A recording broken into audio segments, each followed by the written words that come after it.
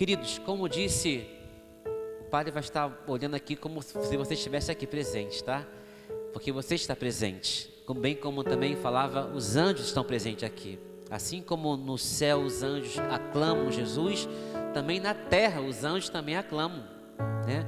Jesus de Nazaré. Então o Padre vai estar olhando para cá, porque você está presente aqui. O Padre vê cada paroquiano que desejaria estar aqui, como também no Domingo de Ramos. Falamos então dessa noite, uma noite incruenta, uma noite angustiante, uma noite que para nós Jesus de Nazaré nos deu uma profundíssima lição de humildade. Primeiro, no próprio lava-pés, que nós vamos hoje fazer uma menção, mesmo que não tenha ninguém para se lavar os pés, mas o Padre vai fazer uma menção. E depois então, uma outra lição é a lição onde o Senhor então vai se doar para nós em um pedaço pequeno de pão. E esse pedacinho pequeno de pão é Jesus na sua totalidade. É Jesus então na sua grandeza infinita e majestosa, que então há de nutrir a nossa vida, há de nutrir também a nossa alma. E você que está aí em casa, sintam-se nutridos pela palavra e pela esta homilia que marca então o primeiro dia do nosso tríduo pascal. Vou me ater primeiramente aqui à leitura segunda de São Paulo aos Coríntios. Há aqui uma promessa de São Paulo, uma promessa bíblica.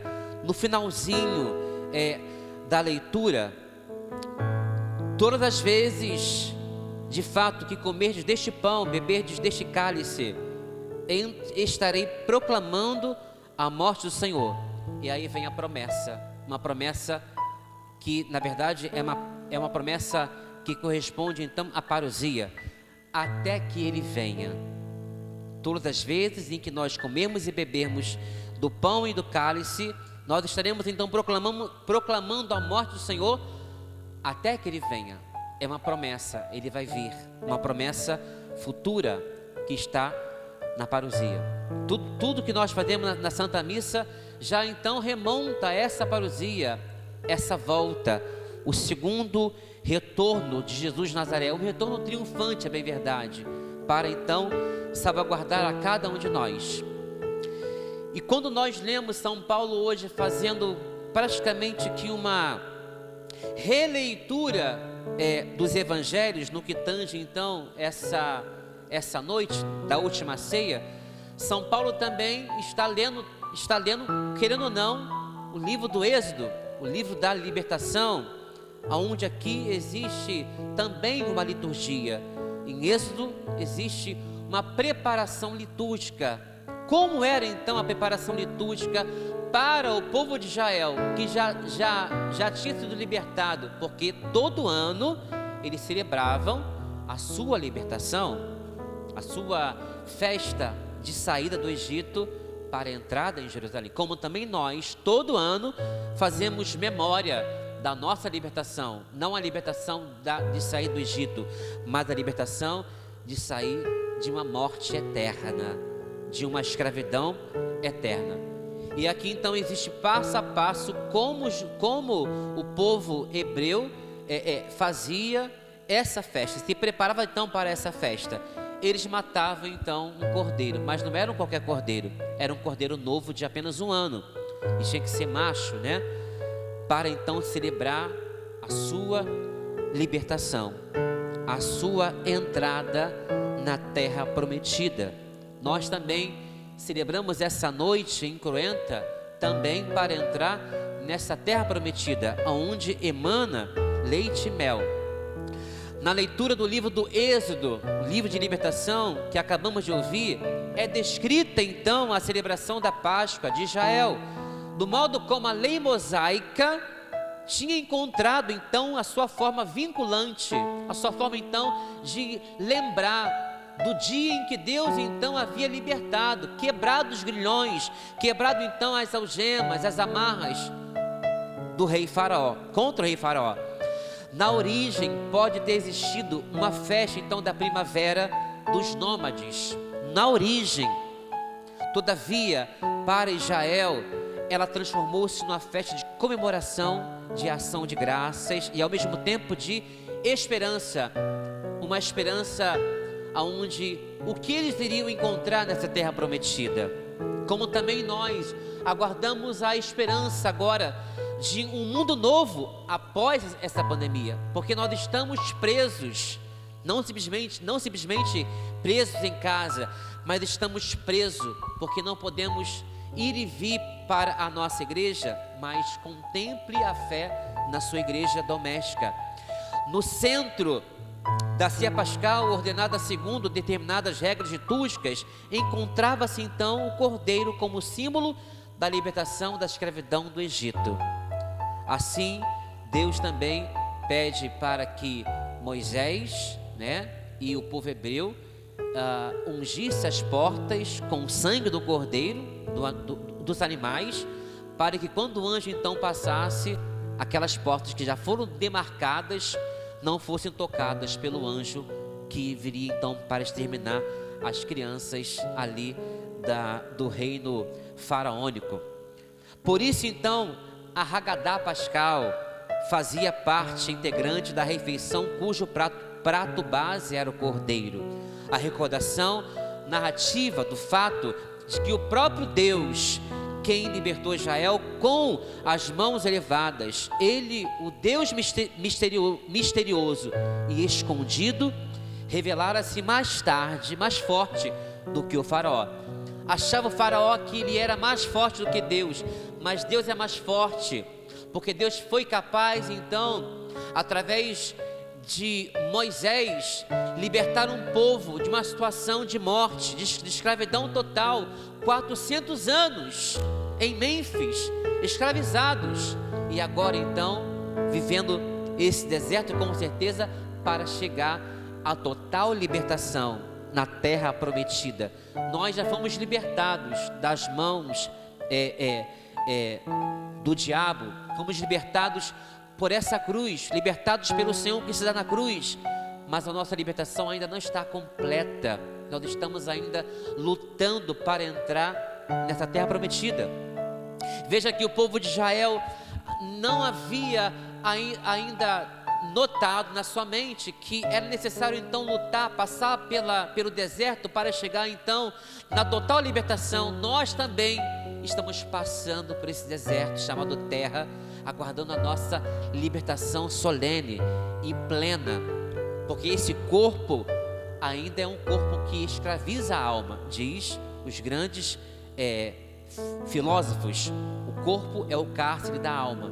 Estamos lutando para que então a nossa alma um dia possa então se libertar desse corpo que traz para nós doença, não é assim? Que traz para nós insatisfações, porque ficamos magros, muito gordos. E aí então nós estamos aguardando então essa libertação da nossa alma para se encontrar com o eterno Deus, com o amado. Israel não devia esquecer que Deus tinha assumido pessoalmente a história do seu povo e que essa história estava continuamente fundamentada na comunhão com Deus. Israel não devia esquecer-se de Deus, mas eles se esqueceram então de toda a situação que Deus havia feito com relação a estes mesmos homens e mulheres e crianças, a total libertação. Se esqueceu. Nós também, quando passar essa pandemia, nós vamos também esquecer do que fizemos durante esse tempo de quaresma. O que estamos fazendo na quaresma, Padre? Orando bastante, mais do que nunca. Mas nós vamos esquecer que passamos por uma situação de perigo, de iminente morte, porque vamos esquecer, porque a gente esquece muito rápido das coisas que Deus faz por nós, né? Vamos esquecer, nós não vamos mais voltar à prática da oração. E eu espero que, de fato, essa palavra do Padre não seja uma palavra negativa, mas é uma real verdade. Nós esquecemos o que Deus fez, o que Deus faz, e no futuro nós não vamos mais ter as mesmas práticas que nós estamos vivendo hoje. A gente só entra numa atitude orante, fervorosa, né? Nós temos aqui, Cristiano, um grupo das 10.000 Ave Marias. As pessoas já acordam 4 horas da manhã para rezar Ave Maria. Mas essa prática, infelizmente, então, essa devoção oracional vai passar, porque nós vamos voltar à normalidade. E voltar à normalidade, para muitos, então, é comodismo.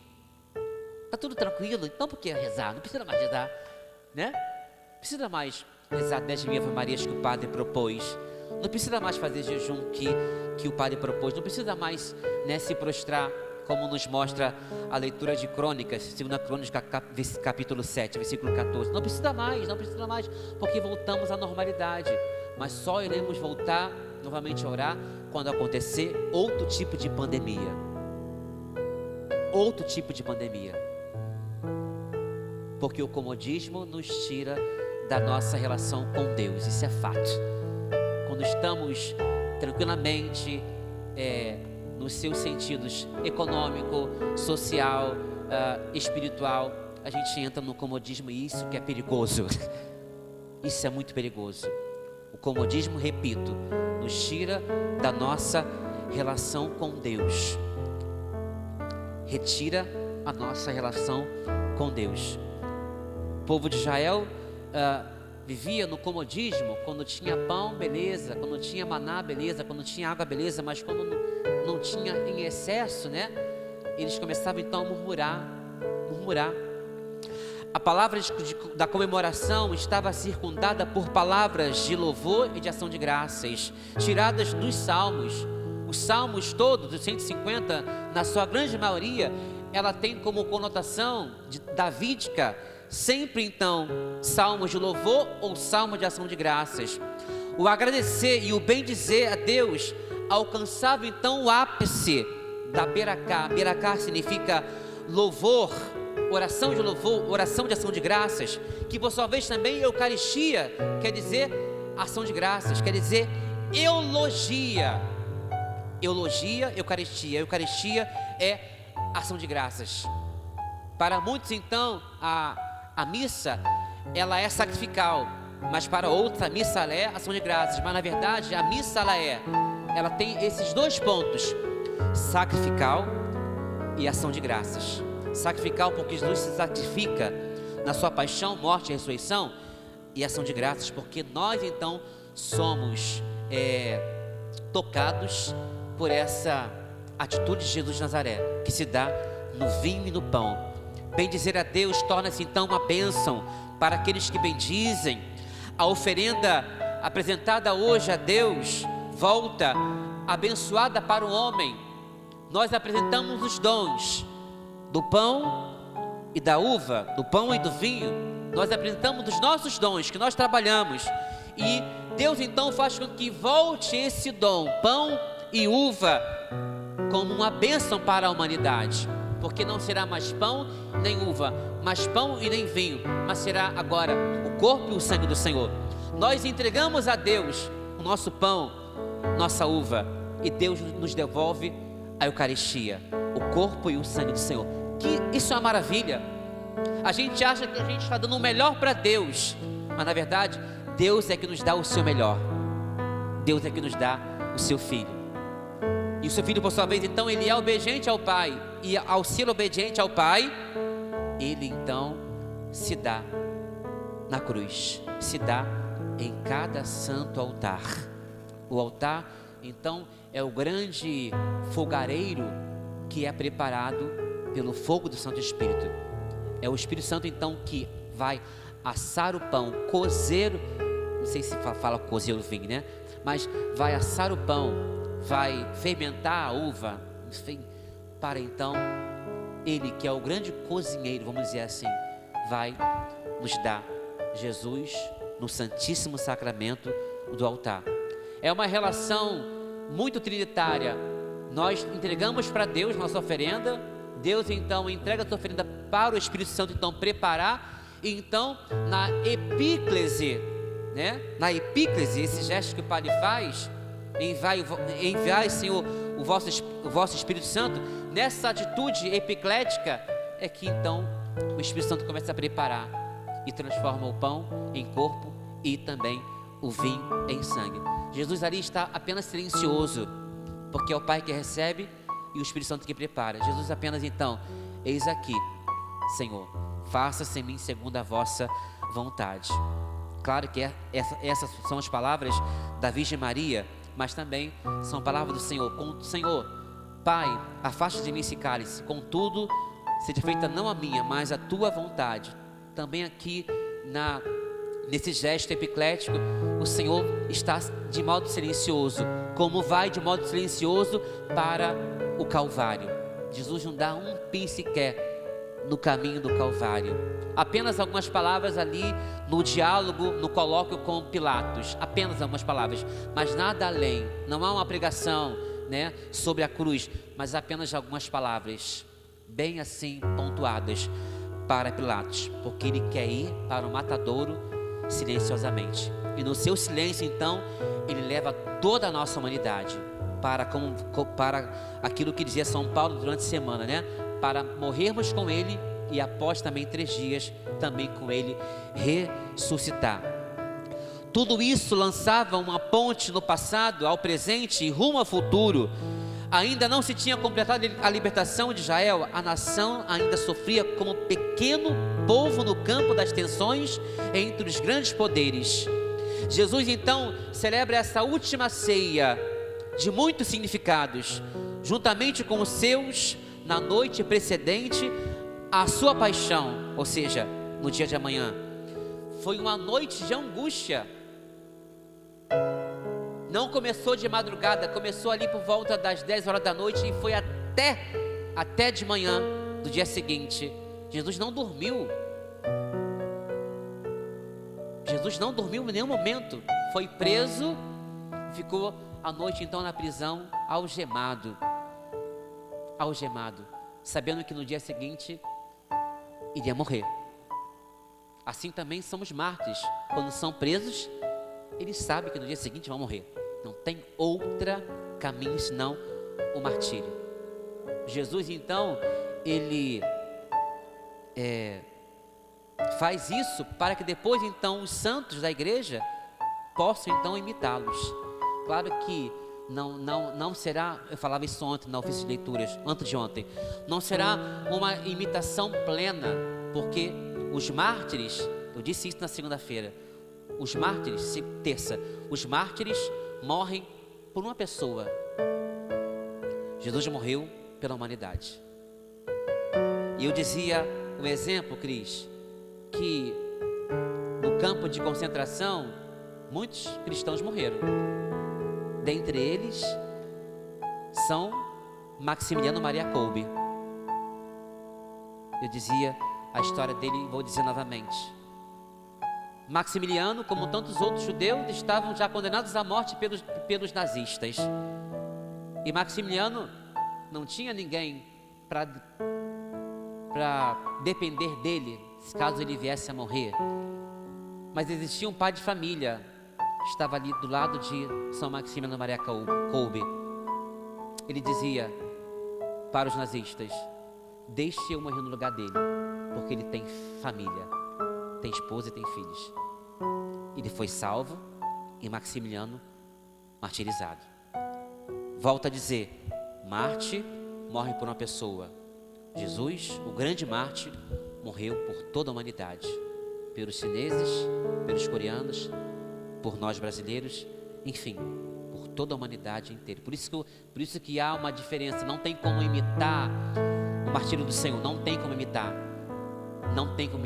imitá-lo, porque Jesus também morreu pelo próprio mártir Maximiliano Maria Kolbe. Jesus também morreu por São Lourenço, por São Paulo. Jesus então morreu por nós pecadores, por eles também. Por isso que é diferente o martírio de Jesus para com os outros mártires. Com base então nesse contexto da paixão, temos que compreender então a nova Páscoa que ele nos entregou na Sagrada Escritura. Nas narrações dos evangelistas existe uma aparente contradição entre, por um lado, o Evangelho de São João e aquilo que por outro nos comunicam Mateus, Marcos e Lucas, segundo João, Jesus morreu na cruz, precisamente no momento em que no templo eram imolados os cordeiros pascais. Quando se imolavam os cordeiros pascais, o grande cordeiro, o único e verdadeiro, também ali estava sendo morto. A sua morte e o sacrifício dos cordeiros coincidiram, porém isso significa que ele morreu na vigília da Páscoa e portanto não pôde pessoalmente celebrar a ceia pascal, pelo menos é assim que parece. No entanto, segundo os 3 evangelhos, Lucas, Marcos e Mateus, a última ceia de Jesus foi uma ceia pascal, em cuja forma tradicional ele inseriu a novidade da oferta do seu corpo e do seu sangue. Até há alguns anos, esta contradição parecia insolúvel. A maioria então dos teólogos exegetas julgava que João não queria comunicar-nos a verdadeira data histórica da morte de Jesus, mas tinha escolhido uma data simbólica para tornar assim evidente a verdade mais profunda. Jesus é o novo e autêntico Cordeiro que derramou o seu sangue por todos nós. Existe um santo chamado São João Crisóstomo, padre da igreja, que ele então escreveu vários assuntos sobre a fé. Dentre eles, escreveu sobre as catequeses da Eucaristia. E ele dizia: o que estás a dizer, Moisés? O sangue de um cordeiro purifica os homens? Salva-os da morte? Como pode o sangue de um animal purificar os homens, salvar os homens, ter o poder contra a morte? Com efeito, continua São João Crisóstomo, o cordeiro podia constituir somente um gesto simbólico e, portanto, a expressão da expectativa e da esperança em alguém que podia realizar aquilo de que o sacrifício de um animal não era capaz. O sacrifício de um animal não era capaz, então, de ser maior do que um sacrifício de um homem que ia morrer por todos nós. Jesus celebrou a Páscoa sem o cordeiro e sem templo. Olha que bonito que dizia São João Crisóstomo. E todavia, não sem cordeiro nem sem templo, ele mesmo era o cordeiro esperado, o verdadeiro, como João Batista tinha prenunciado no início do ministério público de Jesus. Aí está o Cordeiro de Deus que vai tirar o pecado do mundo. É o cordeiro, o melhor cordeiro, o novo cordeiro, não o cordeiro idêntico ao do Antigo Testamento, mas o cordeiro vindo da parte de Deus, que vai tirar o pecado do mundo, salvar, libertar e nos trazer então um gozo eterno. E ele mesmo é o templo verdadeiro, o templo vivo onde Deus tem a sua morada e onde então nós podemos encontrar Deus e adorá-lo. E assim então dizia no terceiro domingo da quaresma, a samaritana: não precisamos mais ir a Jerusalém, porque era prescrito que em Jerusalém, no templo, deveria então o povo de Deus ir com constância, porque então Deus para os judeus tinha apenas um local de adoração, era o templo em Jerusalém. Mas Jesus, na passagem da samaritana, diz que ele é o templo que deveria então ser adorado. Ele é o templo de profunda adoração nossa. E a samaritana estava diante do templo vivo do Pai, do templo vivo do Pai. Queridos, na sua casa hoje é o templo onde Deus habita. Mas padre, não tem Eucaristia para adorar. Lembra que o padre falava durante a quaresma que a palavra de Deus também ela é para ser adorada, porque a palavra de Deus ela é Jesus. E eu dizia, Cris, que se a gente colocar aqui a palavra de Deus com as velas acesas, a gente deixa passar, porque para nós a adoração é apenas tocar em Jesus. A palavra de Deus, ela é Jesus e tem que ser adorada, embora de modo solene Jesus está presente de fato nas espécies eucarísticas, mas a palavra de Deus deve ser adorada. Conversava ali com o cerimoniário ali fora, Existe um misticismo quando Jesus passa no meio do povo, né, com o Santíssimo Sacramento. Mas também existe uma grande mística que às vezes então passa por nós desapercebida. Quando Jesus então passa no meio de vós com o ostensório, nós choramos, não é assim? Nós queremos tocar, não falo mal, tá certo? Mas é para a gente acordar. Mas a missa também deve fazer com que nós também choremos. Não simplesmente a adoração em si. Isso não é a palavra do padre, não é a palavra daquele cara ali, ó, aquele que falei, vou copiar a sua fala. Há um grande misticismo, mas a grande mística real, aonde o céu toca a nossa humanidade, é o altar do Senhor na Santa Missa. O sacrifício, então, incruento, e ao mesmo tempo também um sacrifício que remarca então essa grande beracá, a ação de graças, o louvor. Por isso que eu digo, né, mais uma vez, se eu colocar aqui a palavra de Deus, a gente vai passar então voado, porque para nós então a palavra de Deus é apenas uma palavra que foi escrita pelos hagiógrafos, né, há tantos anos atrás, mas é a palavra de Deus que na sua casa às vezes está guardada, empoeirada, e você deveria colocar não somente nesses tempos de pandemia, mas colocar a sua palavra na sua mesa, ladeada para ser adorada. E a proposta para amanhã, vou falar também durante a adoração, é você amanhã, que você estaria amanhã aqui para adorar Jesus na Capela da Reposição, mas amanhã ou hoje também, coloca a sua palavra de Deus na sua mesa, com 2 velas, e ali amanhã também fique em adoração até as 15 horas. Faça então uma escala de adoração. Teu pai vai ficar 1 hora, tua mãe 1 hora, até completar as 15 horas. Não é a Eucaristia na sua plenitude, mas é Jesus também pleno na palavra de Deus, porque o verbo se fez carne. O verbo aqui é a palavra se fez carne e habitou entre nós. Ele mesmo era esse cordeiro esperado por nós, e João diz, aí está o cordeiro. Ele mesmo é o templo verdadeiro, o seu sangue, o amor daquele que o Filho de Deus é ao mesmo tempo o verdadeiro homem, um de nós. Aquele sangue pode salvar-nos. O seu amor, o amor do qual ela se entrega livremente por nós, é que nos salva. O gesto então nostálgico, de certa forma desprovido de eficácia, que era a imolação do Cordeiro inocente e imaculado, encontrou a resposta naquele que por nós se tornou Cordeiro. E de modo contemporâneo, o templo. Assim, no centro da nossa Páscoa de Jesus se encontra a cruz. Eu digo sempre que não tem como retirar a cruz da nossa igreja, não tem como retirar o crucificado da nossa igreja, porque então a nossa Páscoa ela começa no alto da cruz. A nossa vitória começa com a cruz. Não existe cristianismo sem cruz. Não existe Páscoa sem passar pela dor da agonia da sexta-feira e pela dor da morte da sexta-feira santa.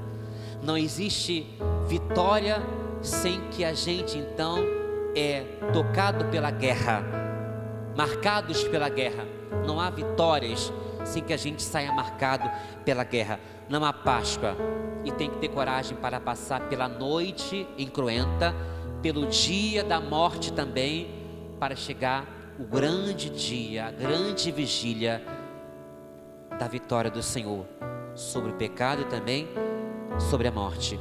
Jesus diz também: ninguém me tira a vida, sou eu que dou por mim mesmo. É uma atitude livre. Jesus quis se doar, embora fosse do Pai a vontade suprema, mas Jesus então poderia não fazer a vontade do Pai, como também às vezes o padre fala, e muitas pessoas não fazem o que o padre fala, Pai de cada um, mas Jesus de Nazaré cumpriu toda a vontade do Pai. Agora, dessa vontade do Pai e da sua resposta ao Pai, Ele se oferece a nós, na Haggadah Pascal, a comemoração da ação salvífica de Deus. Torna-se hoje memória da cruz e da ressurreição de Cristo, uma memória que não recorda simplesmente o passado, mas atrai-nos à presença do amor de Cristo. Não é uma repetição, tal como aconteceu há 2020 anos atrás. Não é uma repetição que vamos fazer, ou que estamos fazendo, mas é tornar memória. É uma celebração memorativa, tornamo-nos memória toda a ação de Jesus de Nazaré. E assim eu quero terminar. Estava pisando nas uvas aqui. Tem vinho, agora tem vinho. Jesus diz, aliás, a igreja diz, e também Jesus diz, quando o padre então está ali fazendo a transubstanciação, e diz então a última palavra, eis do mistério da fé. É o mesmo mistério que Jesus realizou lá naquela última ceia, é o mesmo mistério. Portanto, a minha palavra tem um poder surreal. A minha palavra é a mesma palavra de Jesus de Nazaré naquela última ceia. Eis o mistério da fé. Esse mistério que você hoje está impossibilitado de ver, de contemplar, de comungar, queridos. Lembra do ano passado que você aí atrás, você que senta lá atrás, lembra? Você que senta aí atrás. Você não veio para a Quinta-feira Santa porque você não quis vir, estava cansada, não quis ver. Hoje você está desejosa de celebrar esse mistério, mas hoje não te é permitido estar aqui presente e você está em casa, chorando. No dia de amanhã, eu vou viver uma das Semanas Santas mais profundas da minha vida, porque amanhã o padre anda sozinho, sem música, sem nada, sem toalha, sem flor, sem beleza, e amanhã vou viver esse mistério na minha própria carne. Embora vai ter aqui poucas pessoas, mas eu vou estar mais sozinho do que nunca, porque no final, Ivânia, no final, Juninho, no final, Sueli, no final, Marcos, Cris, Xana, Mari, Nicimeia e Rose, no final da sua vida, é apenas você e Jesus. É apenas você e Jesus. E não é você que vai entrar, como o Padre vai entrar amanhã no silêncio, mas é Jesus que vai entrar para nos tirar da prostração. Nós que vamos estar aqui prostrados como o Padre, mas o Padre que se prostra com um simbolismo, tá? É o abandono de Jesus nas mãos do Pai, e também ao mesmo tempo a igreja apostólica que abandona Jesus quando ele então foi preso, porque só depois que João começou também a seguir Jesus, tá certo? Só depois. No final é só você e Jesus, não tem como. Naquela grande tarde só foi Jesus e a samaritana. No seu dia a dia, às vezes, é só Jesus e você. Tem pessoas hoje que estão confinadas, sozinhas, e elas já vivem toda essa situação futura. Será só ela e Jesus. Porque o Padre não casa? Porque já vive o que vai ser no futuro. Só Ele e Jesus. Na nossa solidão eterna, Jesus está conosco. Por isso essa noite é uma noite festiva, sim, mas é uma noite angustiante. Talvez não somente a angústia pela iminente morte, mas pela angústia de Jesus então ter sido abandonado. Eu faço essa leitura agora, uma leitura própria minha. Não é simplesmente o fato da iminente morte, da entrega no dia seguinte, mas de ter sido abandonado. Jesus de Nazaré ensinou tudo o que sabia para os discípulos. Eles, por sua vez, viram os milagres do Senhor, viram os prodígios, participou de muitas coisas junto com o Senhor, e agora no momento em que Jesus mais precisava deles, eles o abandonaram. Eles o abandonaram. E você também tem abandonado o Senhor na sua vida. Eu vejo essa situação da pandemia não simplesmente como um castigo divino, porque muitos falam isso, né? Mas eu vejo como uma dádiva de Deus, para você reconhecer que você é miserável e que Deus é misericordioso. E você, na sua solidão, você pode ter esse diálogo com o Senhor nosso Deus. Não somente nas lives que o Padre faz, mas sozinho. Hoje o Padre fez de propósito. Hoje o Padre não fez nenhuma live.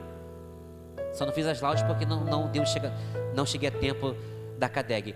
Mas durante o dia fiz de propósito, para você saber que você não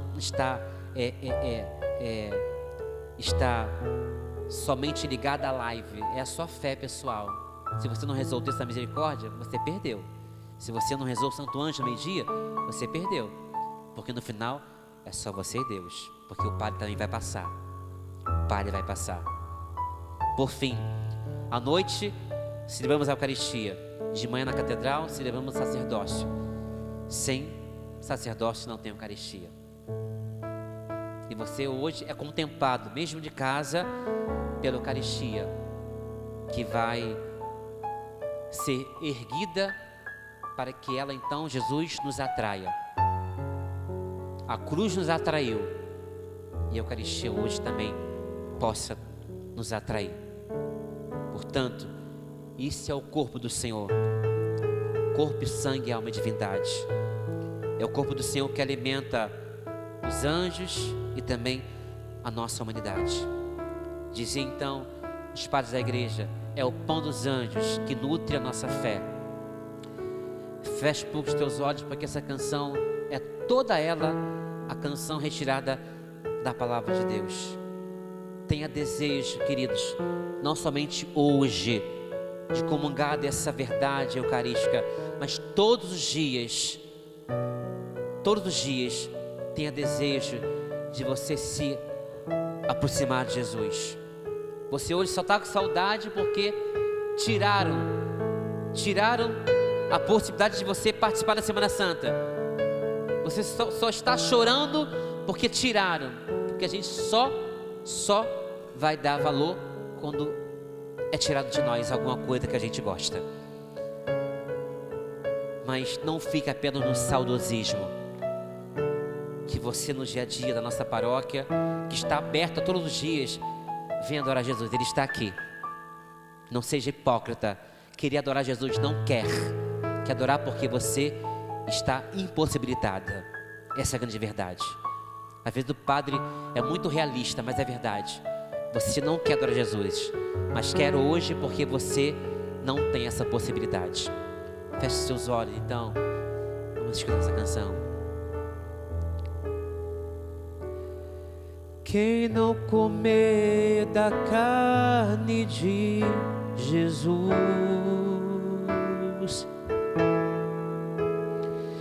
quem não beber do sangue do Cordeiro,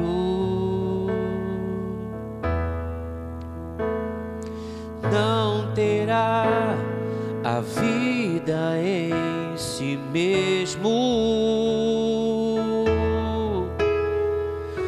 não terá a vida em si mesmo.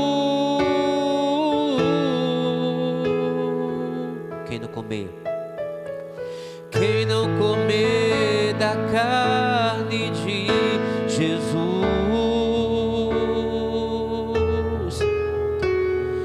quem não beber do sangue do Cordeiro, não terás a vida em si mesmo. Não terás a vida em si mesmo.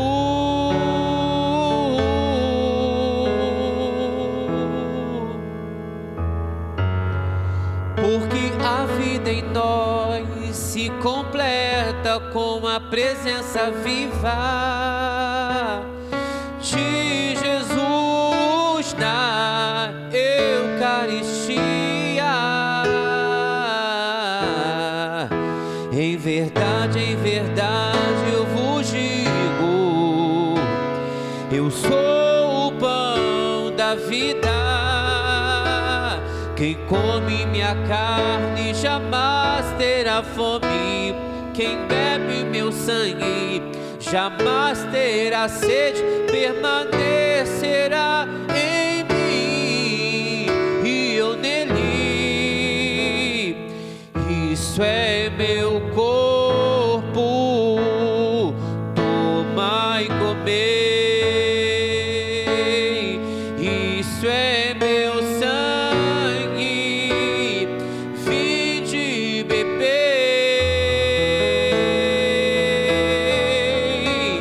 Em corpo, sangue, alma e divindade,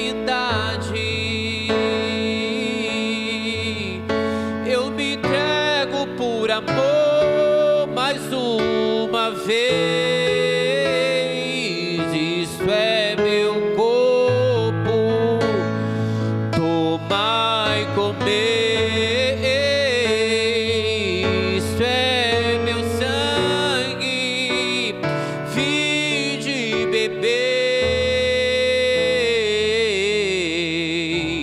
Em corpo, sangue, alma e divindade,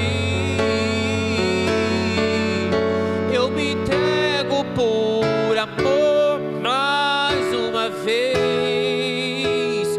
Ó meu Senhor, que não sejas meu juiz, mas sim meu Salvador. Faz de mim mais uma vez sacrário vivo do teu infinito amor.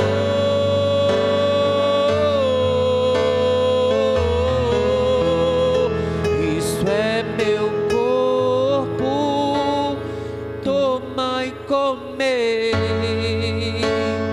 Isso é meu sangue, vinde e bebei. Em corpo, sangue, alma e divindade, eu me entrego por amor mais uma vez.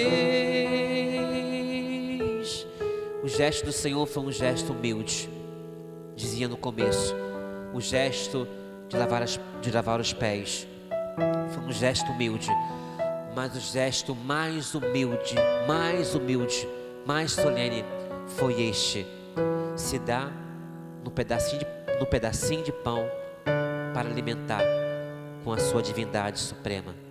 Que você também nessa noite tenha esse gesto que o Senhor teve, mas é bem óbvio que o seu gesto, ainda que seja lindo, profundo, não chegará ao gesto de Jesus de Nazaré. Se você hoje morrer por alguém, você será mártir, mas o seu martírio por esse alguém não será a mesma coisa que o Senhor fez, porque você morrerá por um, como o santo Maximiliano, mas Jesus morreu por você e por milhares de tantos outros.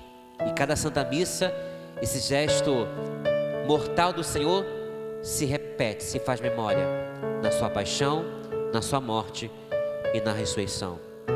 Fique de pé em sua casa, vamos cantar. Esse é meu corpo. Isso é meu corpo, tomai e comei. Isso é meu sangue, vinde e bebei.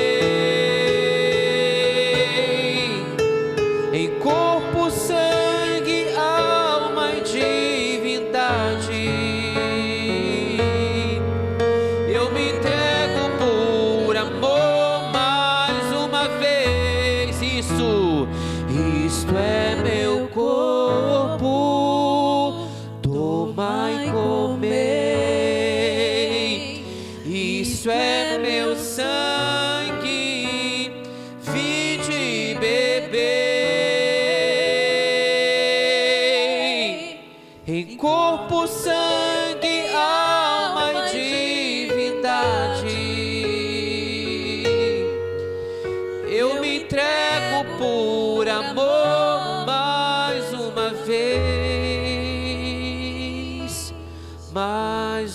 ama. Vem.